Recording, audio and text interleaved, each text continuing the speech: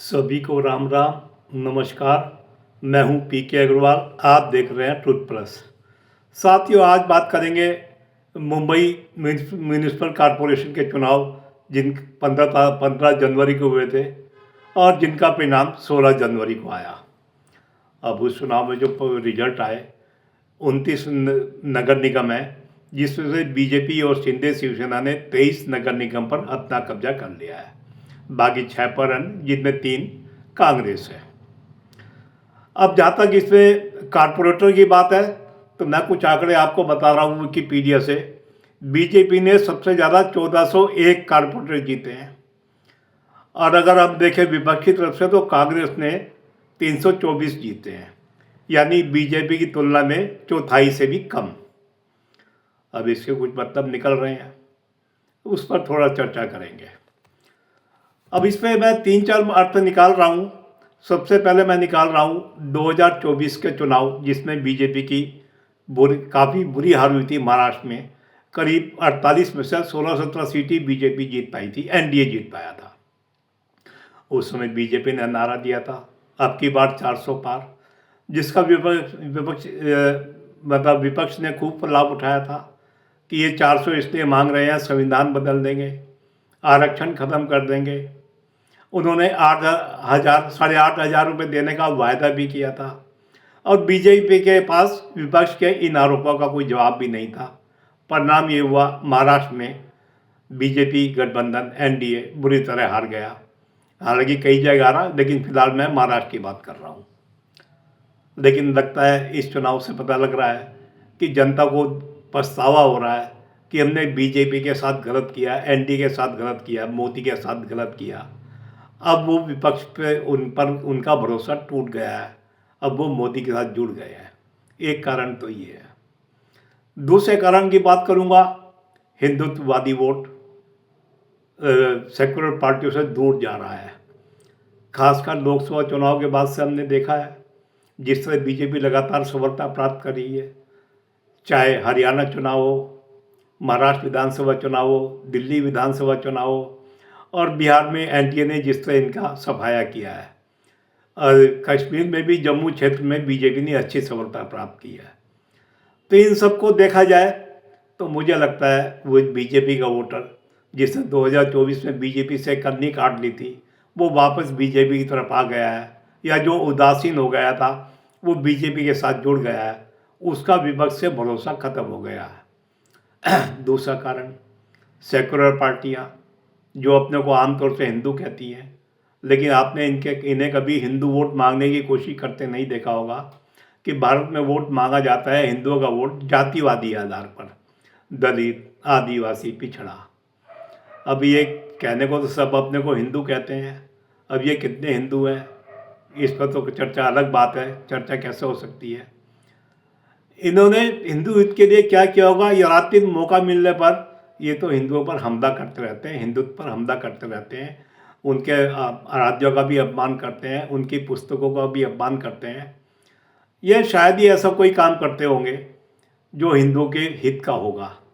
मैं तो इन सेकुलर पार्टियों को, बीजेपी विरोधी है वो तो ठीक है, राजनीति है, आरएसएस विरोधी है वो भी राजनीति है, लेकिन मैं इन्हें हिंदू विरोधी भी मानता हूँ और मैं इन्हें भारत विरोधी भी मानता हूँ। तो इससे हिंदू वोट कट रहा है, ऐसा लग रहा है। अगर क्योंकि कम सीट हुई, कम जीत हुई, इसका मतलब वोट बटा भी है, कटा भी है। और बाकी जो योगी जी का नारा था, बटोगे तो कटोगे, उसका ही प्रभाव है। मोदी जी ने भी कहा था एक है तो सेफ है। तो मुझे लग रहा है हिंदू अब समझ रहा है इन पार्टियों की सच्चाई को, इनसे दूर जा रहा है।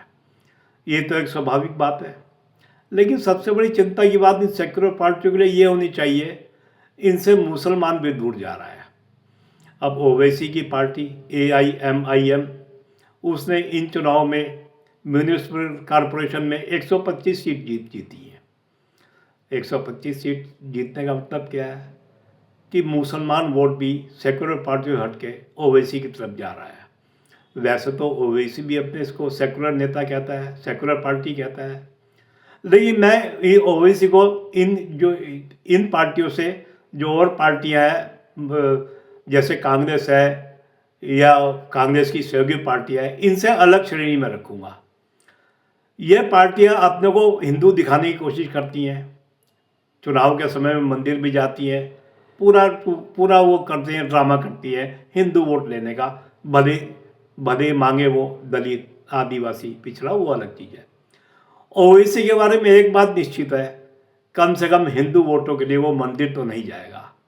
यानी जो अपने को हिंदुत्व से जोड़ता है, हिंदुत्ववादी है, वो ओवैसी के झांसे में नहीं आएगा या ओवैसी उसे झांसे में नहीं लेगा, जैसे कि ये पार्टियाँ लेती रहती हैं। तो इतना तो निश्चित है कि ओवैसी कम से कम हिंदू वोटों में सेंधमारी नहीं करेगा। वो ठीक है, वो भारत की राजनीति है, वो अपने साथ दलित की बात भी करेगा, आदिवासी की बात भी करेगा, पिछड़े की बात भी करेगा, और क्षेत्रीय राजनीति के प्रभाव में कुछ लोग उसके जा भी सकते हैं, लेकिन कम से कम हिंदू वोटों को लेने की कोशिश वो करेगा भी नहीं, और हिंदू वोट, उस हिंदुत्ववादी वोट उसके बाद जाएगा भी नहीं। तो उसे मैं अलग श्रेणी में रखता हूँ।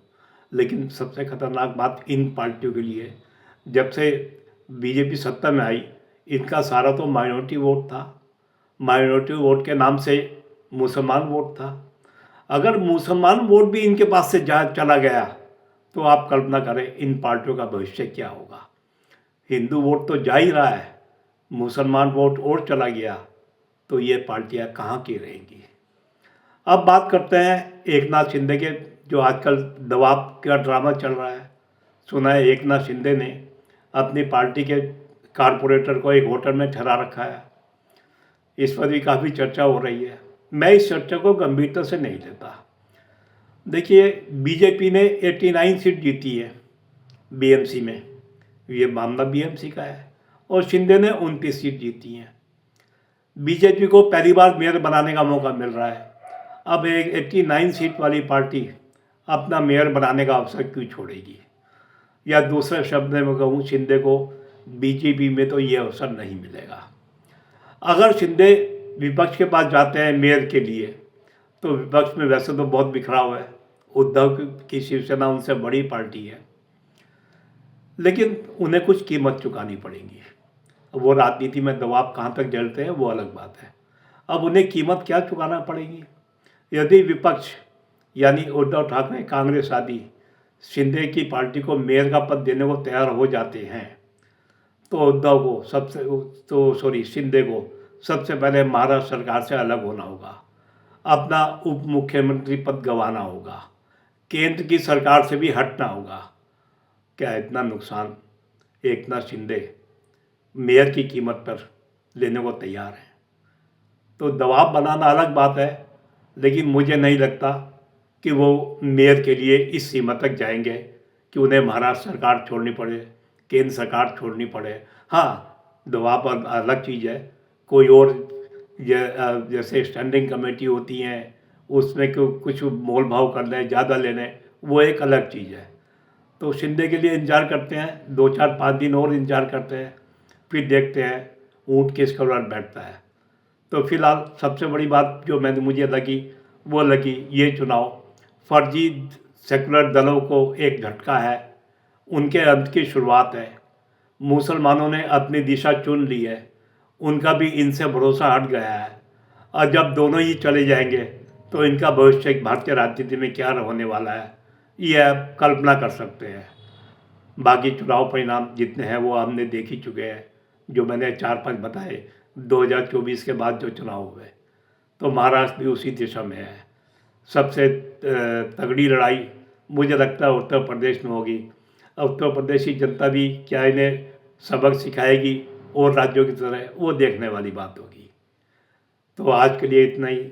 वीडियो पसंद आए तो वीडियो को लाइक करें, शेयर करें, चैनल को सब्सक्राइब करें। फिर मिलते हैं अगले वीडियो में। धन्यवाद।